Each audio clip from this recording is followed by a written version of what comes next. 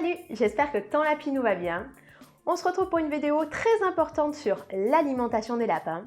Un lapin qui n'a pas une bonne alimentation, ça coûte cher en veto, ça a des problèmes de santé tout le temps. Donc quand on est un nouveau propriétaire de lapin ou qu'on a déjà un lapin, il faut connaître l'alimentation et les règles de base. Je te dis tout dans la vidéo.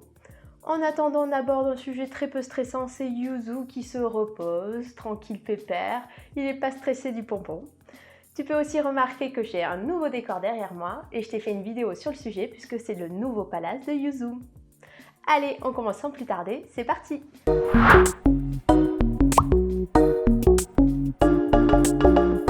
Je sais, je le répète à chaque fois, mais n'hésitez pas à vous abonner à la chaîne. Vous êtes nombreux à regarder mes vidéos sans être abonnés. Ça me soutient vraiment et en plus, comme ça, vous loupez aucun contenu sur les lapins. Donc, je compte sur vous. On s'abonne, on met des pouces bleus et on lâche son meilleur commentaire juste en dessous de la vidéo. Merci!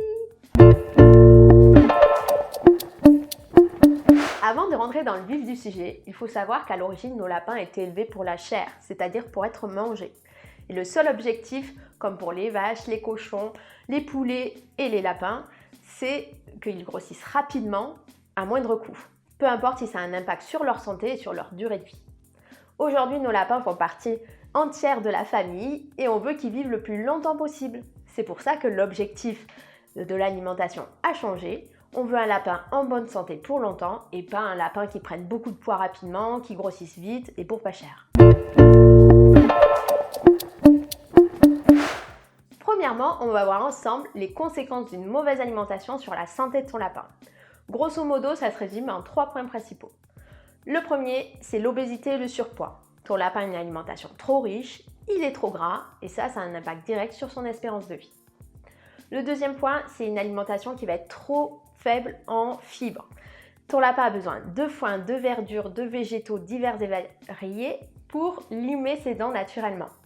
S'il n'en mange pas assez, il va falloir que tu payes le vétérinaire pour faire des parages de dents réguliers, sinon il va avoir des soucis dentaires, il ne pourra plus manger et bien sûr ça a un impact direct sur sa santé. Le troisième point, c'est que ton lapin va avoir des soucis de transit. Un lapin qui a une alimentation trop riche, ça se traduit généralement par une présence de sécotrophes, donc ces crottes molles qu'il est censé remanger. S'il ne les mange pas toutes, ça veut dire que son alimentation elle est trop riche, il fait trop de sécotrophes, mais pourtant il n'en a pas besoin. Ça peut aussi se traduire par des arrêts de transit fréquents. Donc ton lapin, par exemple, ne mange pas assez de fibres, son transit ne fonctionne pas normalement. Il suffit qu'il ingère un petit peu de poil durant la mue, bam, ça s'arrête de suite et tu vas chez le vétérinaire en urgence. Donc pareil, c'est des frais vétérinaires, alors que tu pourrais mettre tout cet argent dans une bonne alimentation et que ton lapin aille mieux, il se sente mieux et qu'il ait un meilleur transit, une meilleure dentition et un poids idéal.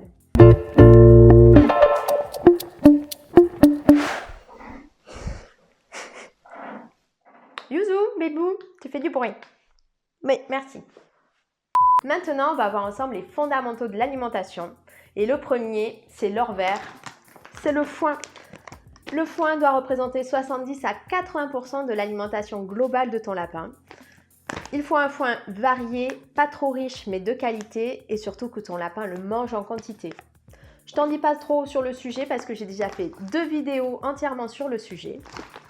Tu peux aller les voir, je te mets le lien en description.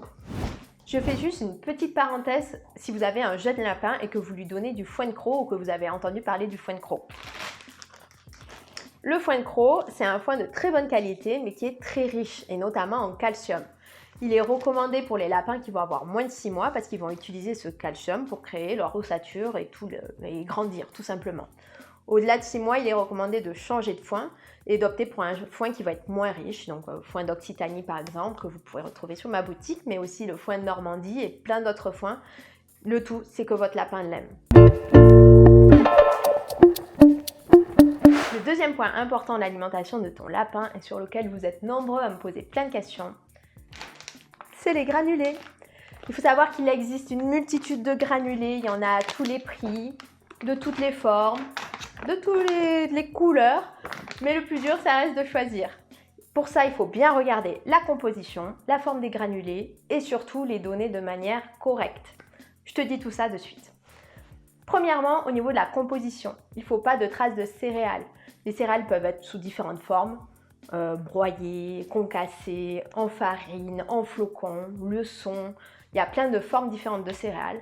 Dès que tu vois écrit céréales, maïs, blé, orge, j'en sais rien, c'est que le granulé n'est pas bon pour ton lapin.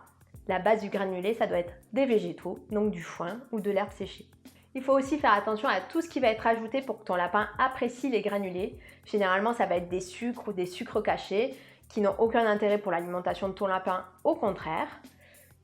Il faut aussi faire attention à la forme qu'ils ont. L'idéal, c'est de favoriser des formats comme ça, où c'est en fait des extrudés. Ton lapin ne pourra pas faire de tri, comme par exemple sur ce type, là où ça va être un mélange et ton lapin va trier. Donc l'idéal, c'est de choisir des granulés qui sont bons pour la santé de ton lapin, donc qui ne contiennent pas de céréales, qui soient de la bonne forme et surtout de les donner de manière correcte, c'est-à-dire pas en trop grosse quantité. On recommande 2 à 3% du poids du lapin en granulés. Donc si ton lapin pèse 1 kg, il faudra lui donner 20 g de granulés. 2 kg, 40 g, etc., etc.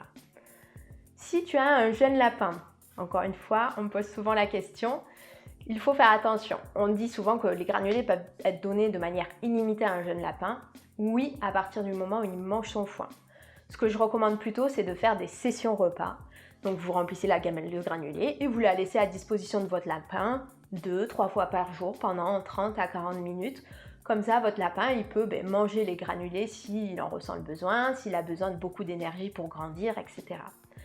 Mais le reste du temps, il va manger son foin ou la verdure que vous lui proposez.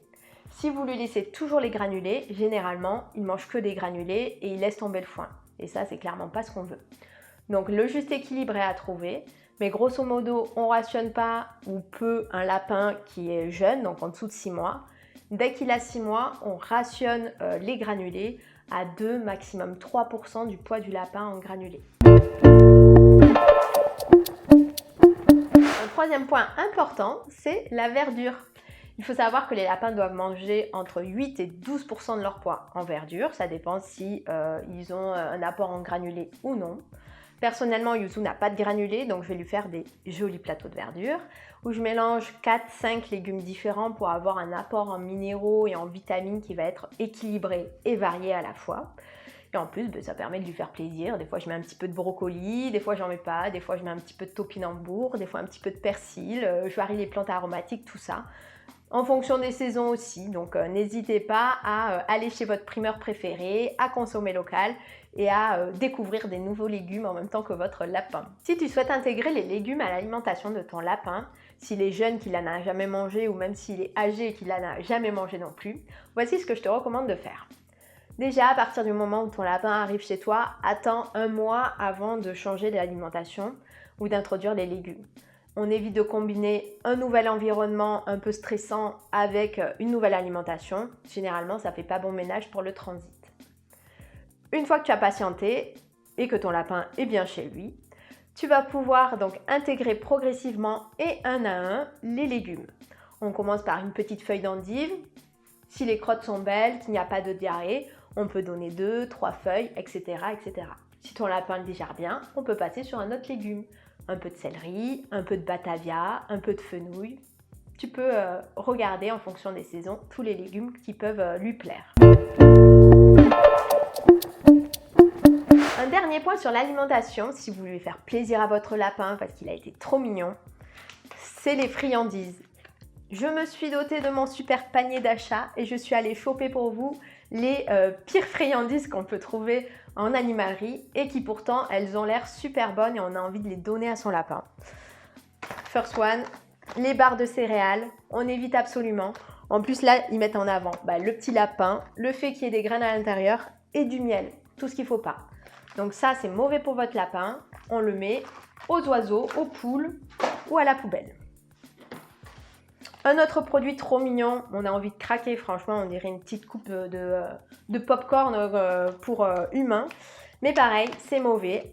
Là, à l'intérieur, le premier ingrédient, c'est maïs. Le deuxième ingrédient, c'est blé. Et le troisième ingrédient, c'est luzerne. C'est 3 ingrédients qu'on ne veut pas pour son lapin. Donc malheureusement, c'est joli, mais ça reste en déco. On retrouve aussi souvent la marque Bercellelaga qui fait des granulés qui sont plutôt ok. Malheureusement, les friandises, c'est non. On ne veut pas de friandises à base de céréales, même si on dirait des petites céréales fourrées pour le petit déjeuner.